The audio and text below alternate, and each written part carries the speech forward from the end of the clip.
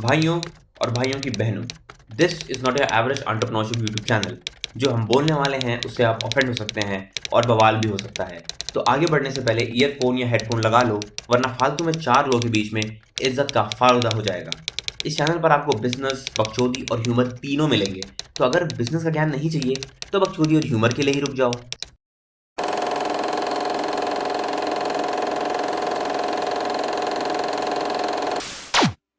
आज के टॉपिक को शुरू करते हैं, जिसमें हम बात करेंगे about the 20 reasons why you need a developed country. So let's begin. इस दुनिया में कंट्रीज 3 तरीके के होते हैं। सबसे पहले आते हैं हाईली डेवलप्ड कंट्रीज, जो बहुत सालों से डेवलप्ड है। उसके बाद आते हैं डेवलपिंग कंट्रीज, जो ऐश के पिकाचू की तरह हैं और पता नहीं ये कब जाकर डेवलप होंगे। और लास्ट में आते हैं अंडर डेवलप्ड कंट्रीज, जो ठीक तरीके से कभी डेवलप हुए ही नहीं और इनके डेवलप होने की कोई उम्मीद भी नहीं दिखती। अगर आप इस वीडियो को देख रहे हैं तो इसका मतलब है कि आप एक डेवलपिंग कंट्री में रहते हैं और एक डेवलप्ड कंट्री में शिफ्ट होना चाहते हैं, because you actually want your life to change for the better. या फिर ये भी हो सकता है कि आप इस गलत फहमी में जी रहे हैं कि एक दिन आपका डेवलपिंग कंट्री भी डेवलप हो जाएगा और फिर आप भी गड्ढों से भरी सड़क के बजाय एक चिकनी सड़क पे अपनी 100 सीसी की स्प्लेंडर दौड़ाएंगे। अगर पहला वाला केस है तब तो ठीक है, लेकिन अगर दूसरा वाला केस है तब तो बहन चोद गाड़ी दौड़ाने के लिए नहीं बल्कि तैराने के लिए तैयार हो जाओ। लेकिन क्योंकि हमें पता है कि हमारे व्यूअर्स किसी भी प्रोपेगेंडा में यूं ही यकीन नहीं करते, इसीलिए हम आज आपको प्रॉपर्ली बताएंगे why you need a developed country if you want to live a good life. और हो सकता है कि हमारी वीडियो को देखने के बाद आपका नजरिया भी बदल जाए।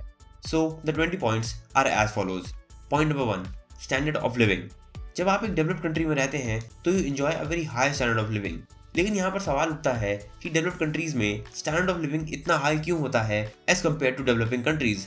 वेल, ये इसलिए होता है क्योंकि डेवलप्ड कंट्रीज में governments of, by and for the people होती हैं और डेवलपिंग कंट्रीज की गवर्नमेंट की तरह ये जनता से पैसे तो लेती हैं, बट वो बिना किसी तीन पास किए सारा पैसा जनता पर ही लगाती हैं।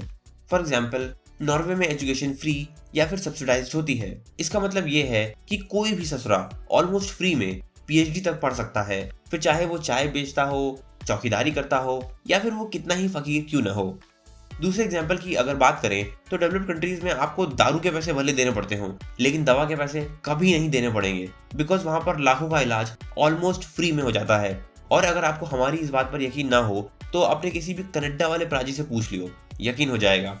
और डेवलप्ड कंट्रीज में हर सुविधा के लिए नियम कानून होता है, जिससे वहाँ की पब्लिक और गवर्नमेंट दोनों को बहुत फायदा होता है। और वहाँ की सड़कें भी वहाँ के घरों की जितनी साफ होती हैं। और जब इतने सारे मजे वहाँ की पब्लिक को एक साथ मिलते हैं तो उनका मूड और स्टैंडर्ड ऑफ लिविंग दोनों अच्छे रहते हैं। अब आप ये सोच रहे होंगे कि क्या ये सारी चीज़ें डेवलपिंग कंट्रीज में नहीं हो सकती। वेल, बिल्कुल हो सकती हैं, लेकिन इन सुविधाओं और आप लोगों के बीच आते हैं करप्ट नेता, जो भी पैसा जनता के ऊपर खर्च करने होते हैं वो ससुर अपने ही ऊपर खर्च कर लेते हैं। जैसे कि farmer south African president Jacob जुमा को ही ले लो, जिन्होंने 246 मिलियन रांड जो कि जनता के ऊपर खर्च होने थे वो उन्होंने अपना ही घर बनवाने में लगा दिए। फॉर योर इन्फॉर्मेशन मैं आपको बता दूं कि रांड वहाँ की ऑफिशियल करेंसी है। Now point number 2, politicians. अब पॉलिटिशियंस की बात चली है तो उनके बारे में थोड़ा विस्तार से ही चर्चा कर लेते हैं। अब ऐसा नहीं है कि डेवलप्ड कंट्रीज में पॉलिटिशियंस करप्ट नहीं होते, लेकिन जहां डेवलप्ड कंट्रीज में कुछ ही पॉलिटिशियंस करप्ट होते हैं वहीं डेवलपिंग कंट्रीज में कुछ ही ईमानदार होते हैं। और जैसा कि एक गाड़ी की स्टीयरिंग उसके ड्राइवर के हाथ में होती है, ठीक उसी तरह एक देश की स्टीयरिंग उसके पॉलिटिशियंस के हाथ में होती है। और दोनों ही केसेस में अगर ड्राइवर नौसिखिया हो तो आपकी गांड फटनी पक्की है। नाउ आपको क्या लगता है कि दुनिया में सबसे ज्यादा ऑयल रिजर्व्स कहाँ हैं? अब आप में से कुछ लोग कहेंगे Dubai, may be Saudi Arabia या फिर कतार, लेकिन सही जवाब है इन तीनों में से कहीं नहीं।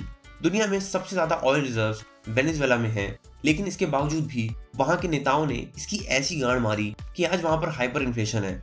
मतलब आज वहाँ पर 10 रुपए की चीज 10,000 की मिल रही है। Can you just imagine? इसकी वजह से वहाँ की जनता आज वहाँ पर भूखी मर रही है। इससे हमें ये पता चलता है कि भले ही आपके देश में कितना ही तेल क्यों ना हो, अगर वहाँ के नेता करप्ट हैं तो फिर आपको उसका फायदा कभी नहीं मिलेगा। ऐसे देशों में अधिकतर नेता बनने से पहले ही कई सारे काले धंधों में इन्वॉल्व होते हैं। और गौर करने वाली बात तो ये है कि इसके बावजूद भी उन्हें पार्टी में शामिल कर लिया जाता है। So the reason why your country is under developed और still a developing country is all because आपके पॉलिटिशियंस या तो करप्ट हैं या फिर क्रिमिनल या फिर दोनों। ऑन दी अदर हैंड, कई ऐसे डेवलप्ड कंट्री हैं जहां पर कोई खास नेचुरल रिसोर्सेज नहीं है, लेकिन उसके बावजूद भी वो दुनिया की टॉप कंट्रीज में गिने जाते हैं। अब आप सिंगापुर को ही ले लीजिए, जो कि साइज में इतना छोटा है कि वो वर्ल्ड मैप पर दिखता ही नहीं, लेकिन तब भी वो कई मामलों में अमेरिका और कनाडा जैसे देशों से भी आगे है, जिसका मेन रीजन है उसके काबिल पॉलिटिशियंस। अब ऐसा नहीं है कि ये सारे पॉलिटिशियंस एकदम परफेक्ट हैं, लेकिन ये अकाउंटेबल जरूर हैं, विच मीन्स कि अगर इनसे कभी कोई गलती हो जाती है तो ये पब्लिकली माफी मांग लेते हैं या फिर कहो सीधे रिजाइन ही कर दें। वहीं करप्ट पॉलिटिशियंस रिजाइन करना तो छोड़ो, वो तो अपनी गलती तक नहीं मानते और उल्टा आपको ही कह देते हैं कि अगर तुम्हें ज्यादा प्रॉब्लम है तो देश छोड़ दो और कहीं और चले जाओ। Point number 3, environment. अब इसके बारे में मुझे ज़्यादा बोलने की ज़रूरत नहीं पड़ेगी, क्योंकि क्लाइमेट चेंज, ग्लोबल वार्मिंग और ग्रीन हाउस गैस इफेक्ट ने हम सबकी गांड मार रखी है। अगर हम मैक्रो लेवल पर देखें तो साला जहां देखो वहां पर भूकंप, tornado, tsunami, wild Fyers, volcanic eruptions, heat waves और दुनिया भर के लौड़ा लहसुन आया करते हैं। और अगर हम माइक्रो लेवल पर देखें तो आज एयर पोल्यूशन है, क्योंकि the air is full of toxic fumes, thick smog and deadly particles जो दे सकते हैं आपको breathing issues as well as lung diseases. आज कुछ कंट्रीज की हवा इतनी ज्यादा पोल्यूटेड है कि वो दिन भर में 10 सिगरेट्स पीने के बराबर है, even when you don't smoke. हवा के साथ साथ पानी की भी दिक्कत है, जिसकी वजह से ज्यादातर जगहों पर आज पानी है ही नहीं, बिकॉज वाटर टेबल पूरी तरह से डिप्लीट हो चुका है। और कुछ जगहों पर पानी इतना कम है कि लोगों को 10-15 किलोमीटर चलना पड़ता है just to get some water. और जब उन्हें पानी मिलता भी है तो वो मोस्टली कंटेमिनेटेड होता है, जिससे उन्हें डेडली वाटर बॉर्न डिजीजेस होते हैं। लास्टली, सॉइल इरोजन भी खूब हो रहा है बिकॉज ऑफ डिफॉरेस्टेशन, और इससे फसल उगाना पहले से काफी ज्यादा मुश्किल हो गया है। So as you can see कि ना साफ हवा है, ना तो साफ पानी है, ना सॉइल बची है फसल उगाने के लिए, और नेचुरल डिजास्टर्स भी खूब हो रहे हैं फ्रॉम टाइम टू टाइम। इसका तो यही मतलब हुआ कि पहले हमने एनवायरनमेंट की खूब गांड मारी और अब एनवायरनमेंट हमारी खूब गांड मार रहा है। और इस प्रॉब्लम में तो ऑलमोस्ट सारे ही कंट्रीज फंसे हुए हैं, फिर चाहे वो डेवलप्ड हो या फिर डेवलपिंग। लेकिन डिफरेंस आता है in how they react to it. एक डेवलप्ड कंट्री में एनवायरनमेंट को बहुत ज्यादा सीरियसली लिया जाता है और वहां की गवर्नमेंट ऐसे रूल्स पास करती है जिससे उस कंट्री की इकोलॉजिकल बायोडाइवर्सिटी को किसी भी तरह का हार्म ना हो। जहां डेवलप्ड कंट्रीज जैसे कनाडा, जापान और न्यूजीलैंड में 2050 तक कार्बन न्यूट्रल होने का फैसला किया गया है, वहीं पर डेवलपिंग कंट्रीज को इस बात से घंटा फर्क नहीं पड़ता कि उनकी कंट्रीज कब कार्बन न्यूट्रल होंगी। अगर आपके पास पैसा और जुगाड़ है तो फिर आप चाहे जंगल काटो या इंसान, सब माफ है। Now point number 4 is disaster management. In our previous point हमने डिस्कस किया कि कैसे क्लाइमेट चेंज ने हम सबकी ले रखी है। अब इमेजिन कीजिए कि जिस कंट्री में साल में सिर्फ 1 या 2 बार बाढ़ आती थी, वहां पर अब 8-10 बार आने लगी। इस केस में क्या होगा? इस केस में भी डेवलप्ड कंट्रीज बड़े आराम से जीत जाएंगे, क्योंकि in case of a natural disaster management teams को तुरंत डिस्पैच कर दिया जाएगा, जो कि पूरी तरह ट्रेंड और इक्विप्ड होंगी, जो रेस्क्यू ऑपरेशंस में जनता की हेल्प करेंगी। अब इसको हम कनाडा के एग्जांपल से समझते हैं।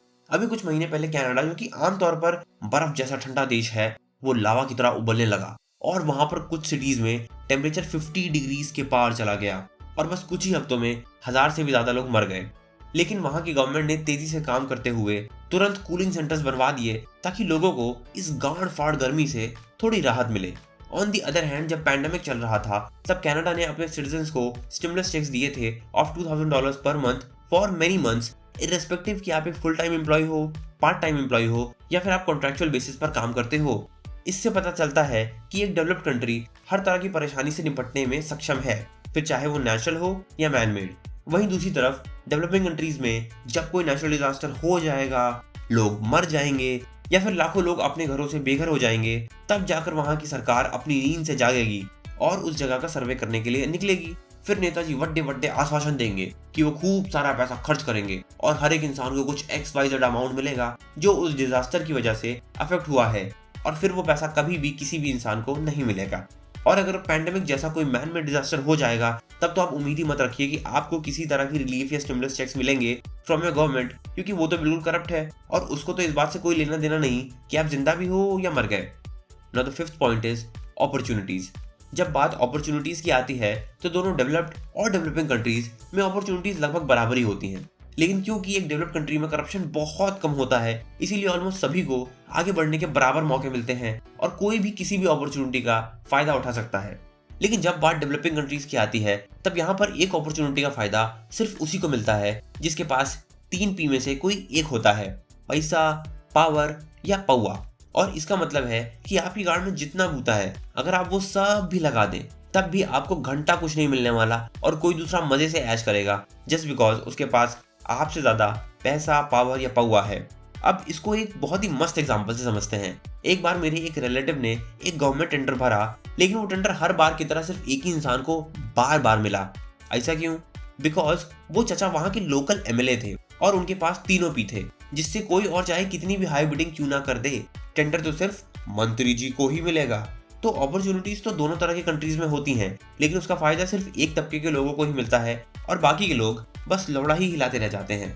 नाउ इस वीडियो को यही 5 पॉइंट्स पर ही खत्म करते हैं, क्योंकि इतना सारा ज्ञान ना तो हम इकट्ठा चोद पाएंगे और ना ही आप हजम कर पाएंगे। बाकी इन 5 पॉइंट से तो आप समझ ही गए होंगे कि अगर आपको एक बेहतर जिंदगी चाहिए तो आपको एक डेवलप्ड कंट्री जाना ही पड़ेगा। अब आप ये भी सोच रहे होंगे कि क्या हम अपने डेवलपिंग कंट्री को डेवलप नहीं बना सकते?